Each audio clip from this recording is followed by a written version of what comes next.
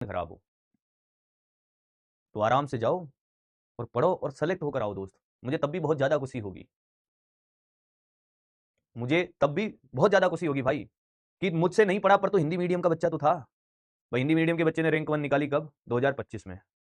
हम तो आज भी बोलते हैं भाई, भले वो हमसे नहीं पढ़ा है, हमें आज भी वो मिल जाए तो हमें बहुत खुशी होगी उससे मिलकर।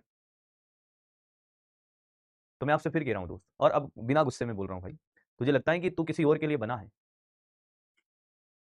तो पढ़ वहां जाके, और सिर्फ पढ़ भाई। नहीं तो साल भर क्या है तेरा भाई, कंपेयर करने में निकल जाएगा दोस्त। फिर एट द एंड क्या होगा तू पता है क्या कर रहा होगा?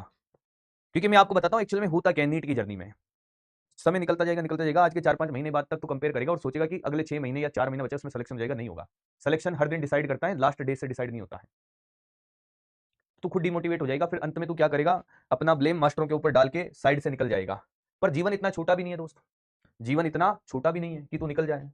आज के 4 साल बाद जब तू ग्रेजुएशन कर लेगा तब तू तैयारी कर रहा होगा, तब तू क्या करेगा, तैयारी करेगा। तब भी किसी न किसी मास्टर से पढ़ेगा। मान ले जिसने आज अच्छे से नहीं पढ़ा, मेरी बात सुनना, बहुत आराम से बात करते हैं, कोई दिक्कत नहीं है।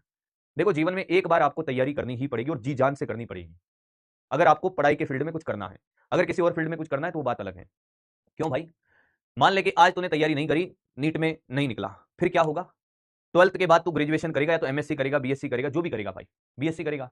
बीएससी करने के बाद मान ले तू कोई भी गवर्नमेंट एग्जाम का फॉर्म भरता है तो तू कहीं ना कहीं से तैयारी करेगा और तुझे और दुगनी मेहनत से काम करना पड़ेगा और एनर्जी लेवल तेरा आधा हो जाएगा। आज जो तेरी एज है, इस एज में जो तेरा एनर्जी लेवल है, आज के 5 साल बाद तेरा एनर्जी लेवल होगा डाउन, और फिर भी तुझे उससे डबल एनर्जी से काम करना पड़ेगा। मेरी सलाह यही है दोस्त, आज के समय को सिर्फ अपने ऊपर लगा, कोई काम नहीं आएगा तेरे।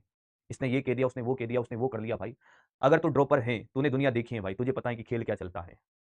तुझे रील वाले मास्टर चाहिए या रियल वाले मास्टर चाहिए, वो तुझे डिसाइड करना है भाई।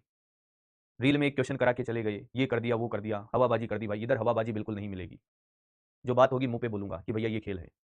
मेरी क्लास में मैंने कह दिया भाई साहब, इस साल वो बच्चा सबसे ज्यादा निपटा जिसने रिवीजन पे फोकस नहीं किया। तुम्हें नोट्स में इतने क्वेश्चन मिल जाएंगे, डीपीपी नोट्स और टेस्ट के मिलाकर कम से कम 10-12 हजार क्वेश्चन तुम्हारे हो जाएंगे। नोट्स और डीपीपी के क्वेश्चन अगर तुमने कर लिए, तुम्हें अलग से कुछ भी करने की जरूरत नहीं पड़ेगी। पर क्वेश्चन एक बार करने से नहीं चलेगा, बार बार रिवीजन करना पड़ेगा। आज जो चैप्टर तू 100% कर लेगा, 2 महीने बाद भूल जाएगा अगर रिवीजन नहीं करेगा तो। Minimum source maximum revision, minimum source maximum multiple time revision करना है दोस्त। इसको अपने जीवन में उतार ले।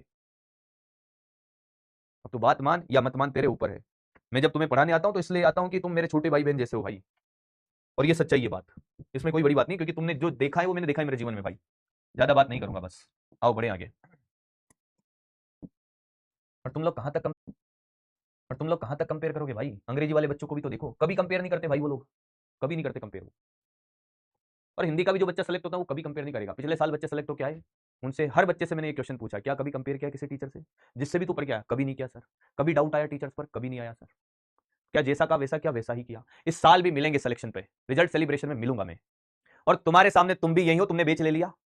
रिजल्ट सेलिब्रेशन होगा, इस साल भी बच्चे हिंदी मीडियम के सेलेक्ट होंगे, मिलूंगा, यही क्वेश्चन तुम्हारी आंखों के सामने पूछूंगा, चाहे वो मेरे से पढ़ा हो या किसी और से पढ़ा हो, बिना लार लपेट के पूछूंगा भाई, स्ट्रेट फॉरवर्ड क्वेश्चन करूंगा। क्या तूने कभी कंपेयर किया? कभी तेरे मन में डाउट आया, हिंदी मीडियम को लेकर डाउट आया? और देखना हर बच्चे का एक ही जवाब होगा, सर कभी कंपेयर नहीं किया, सिर्फ एक ही फोकस था, जो आपने कहा, जो मेरे टीचर्स ने काम दिया उस पर काम किया। क्या तूने कभी चैट में पार्टिसिपेट किया? कभी नहीं किया। क्या कभी तूने कमेंट किए कहीं पर? कभी नहीं किए। मिलते हैं रिजल्ट सेलिब्रेशन में, मिलते हैं। समय बर्बाद मत करो भाई, समय बर्बाद मत करो।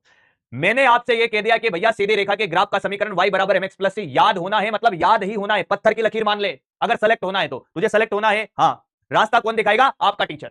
रास्ता कौन दिखाएगा? गुरु रास्ता दिखाएगा। चलना है किसको? आपको चलना है, आंखें बंद करके चलना है। भले ही टीचर ने आपके रास्ते में कांटे बिछा दिए हो, आग लगा दी हो, पर उसमें चलना आपको है।